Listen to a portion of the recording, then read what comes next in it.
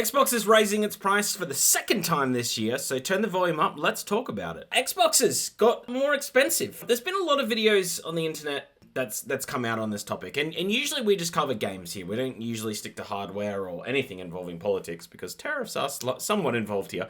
I'll try to keep it interesting, but I wanted to make a video on this topic just because, like, I was listening to a lot of people that made videos on the Xbox price rise, and it's a lot of people just regurgitating facts and not really having any real nuance or opinion on why. There's one or two videos that were pretty good, like Destin, he always makes some pretty good videos, and I'll put a link in the description as well if you want to go listen to what his thoughts are on the matter. But yeah, they're raising the prices, you know, somewhere between like $30, $50, depending on which console. I've just got it on the screen now with a rough price rise, and obviously there was a pretty big price rise in May.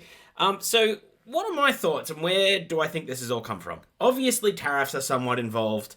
Doesn't matter which side of the government that you're on. It's obviously, you know, there's a bit of an import tax here, but I don't want to drill down on that because I think it's just a very lazy observation. It isn't just tariffs, just because it would have just been the one price rise, and that would have been it.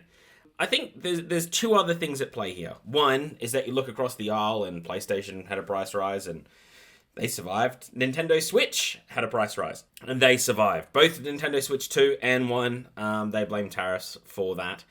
And I just think, like, right now, the market, ever since COVID really, is that CFOs seem to get together, and I've been at these conferences, where everyone goes, hey, everyone's kind of expecting a price rise, so you might get a little bit of flack on it, but ultimately people are somewhat ready for it. And the tariffs are a really good excuse, I guess, to raise prices, because not only do you recoup, you know, what you're going to pay for in the short term, if the tariffs go away or if the tariffs go down, well, your price just stays the same and it just sort of lives at that sort of mark. I think most people, obviously there's a lot of outrage on the internet, but I think most people that were going to buy a console anyway, especially this late in this generation, would still buy it with a pay rise.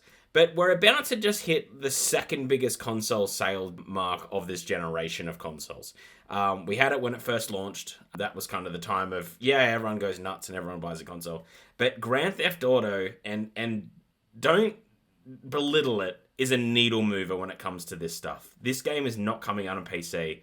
Every single person that is probably from the age of 30 onwards is very keen to play this game. And if they had been waiting to buy a console, they are going to buy a console to play this game. Obviously, there's going to be some people that, you know, aren't going to do that because they're not financially viable to, but I think $50 isn't going to turn someone around that was already going to do this.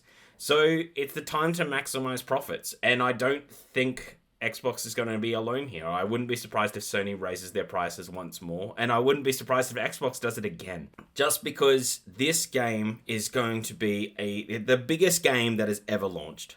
Like, full stop. It is going to be the biggest market mover in the gaming industry. It's going to make billions of dollars in its first month. And let that sink in. And right now, 85% of revenue generated in gaming is from free-to-play games. And if you look at Roblox, which blew my mind, by the way, it makes $1 billion a quarter. In revenue, not profit, but it makes $1 billion a quarter, which just blew my mind. And I think that is because of the expense of the consoles now, and also, like, it is easier to sort of jump into free-to-play games instead of, you know, getting a game like it was back in my day when you bought a Nintendo 64 game and it was kind of like, well, this needs to work. I need to get everything from this game because I'm not getting another one for a few months. With all these free-to-play games, you can kind of jump around a little bit and you don't have to spend as much money, and you can spend little bits at these things that would have amounted to a full game, but, you know, if that's what you want to do, then you can. But Grand Theft Auto is going to be the complete opposite of that.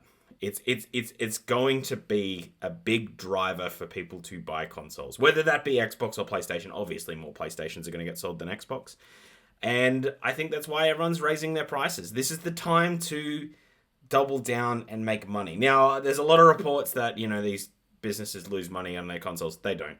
I don't think they make very much on consoles, but ultimately, I especially this far into the life cycle, with the fact that they can optimize the build of it, I don't think that they lose money, and I've seen some data that suggests that. So there's a big revenue bump here when everyone goes to buy consoles. If it costs $40 more and say you sell a lot more consoles, then that really adds up. It really does add up in the bottom line. Like, we're talking millions of dollars here. So I'm just thinking the industry as a whole is just looking around and going, well, if they're raising prices and they're a market leader, I'm going to do that. And yeah, sure, I'll be in the news cycle for 3 days.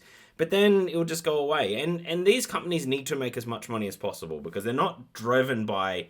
And I know, like, everyone looks at their profit and goes, oh, God, they made $2 trillion in profit, or whatever Microsoft made last year in revenue. But no, I think it was profit. But they need growth. Everything is tied to the stock market. If you stop growing, then your stock stops going up, and everything is about making that stock go up. Every single CEO that comes out of CEO school, I love calling it CEO school, or MBA, is just built for getting, especially when you're at these big companies, is just what do I need to do to make the shares go up, the share price go up. And that could be laying off divisions so you don't have to pay them out.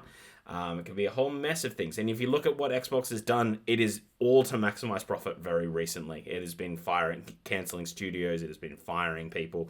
It is to maximize as much revenue as they can in the short term. And they're about to get a big jump. I know they're not going to be the biggest selling console, but when Grand Theft Auto comes out, people will buy Xboxes. People will buy Xboxes, and they can just maximize as much revenue as they possibly can in that window because it's a once-in-a-generation moment to maximize on it. So that's why I think the price rise has gone up, and I don't think this is the last one. I really don't, because it's so easy to blame tariffs. It's so easy to be like, well, it's the tariffs, it's not our fault. We're nice little Sony, and we're nice little Microsoft, and we would never hurt you guys. But yeah, that president, oh boy, he's made us rise our prices again. Because they just wouldn't keep rising them. And it is crazy. Like, this is probably the first generation that I know of where the console's gotten more expensive as it's gone on. Usually, they optimize the builds of them and sell them for less as they go along. And especially, you know, when you start to bundle them with classics games. Now that there's no real physical media and people aren't rebuying games that might be damaged or not working.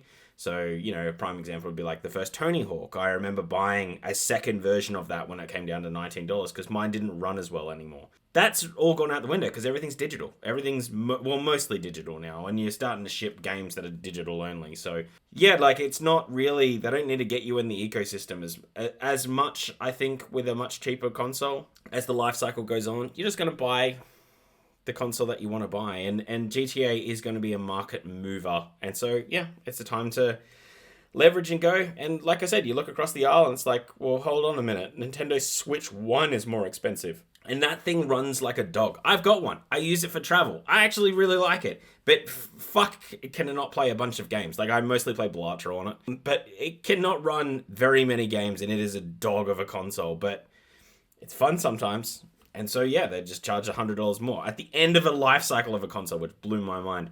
And it didn't really slow anything down. Like, I just think that if you're in the market to buy a console, you're gonna pay that difference. And if I don't think there's going to be too many people out there that this $50 is going to be the difference. And I'm not besmirching, like, people that are in that financial situation, but I just think, like, people that weren't able to afford that are still not going to be. It's just probably a bridge too far for them now, especially, like, they just look at it and it's easy to say, like, well, I'm not buying one. If you haven't bought one already, you know, and you really were holding out to GTA, you'll still save up and buy one. Like, that's the thing. Like, I think a lot of people will blow over this and still buy a console come GTA time, especially when that FOMO hits and it's like, oh, God, yeah, okay, I'll put it on the credit card. I've seen this movie before. It's consumerism at its best.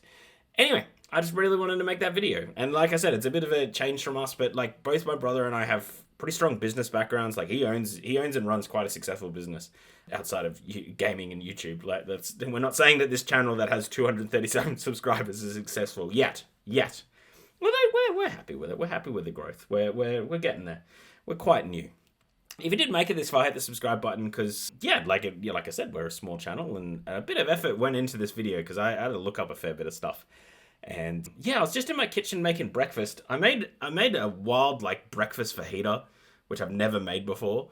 And it went really well. Like, I put, like, some chili sauce into some Greek yogurt and then just, like, I was like, you know what? I've got some mushroom, capsicum, and some tomatoes. Let's just grill that up, make a couple of eggs, put it in a tortilla. And it was tasty.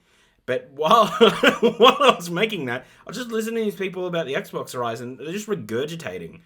Oh, the Xbox price rise went up. It's like, yeah, cool. I read that on Gamerant. Like, what's your opinion on it? And I just thought there was no nuance. So I was like, you know what? I'm going to make a video on it.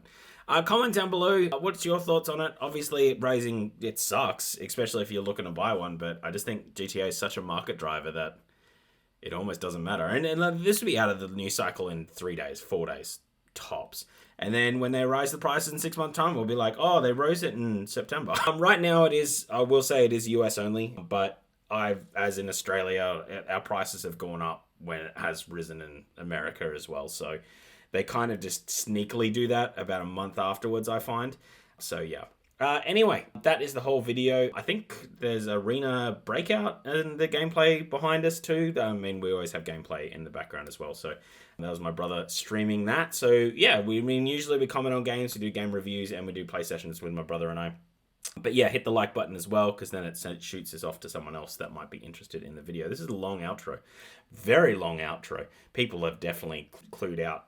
Yeah, anyway, I'm going to edit this up, cut this up, and get on out of here. The AFL, which is our football here, is having its preliminary final, which the semi-final. It's the round just before the finals, and that starts at 5 o'clock. It's the last one.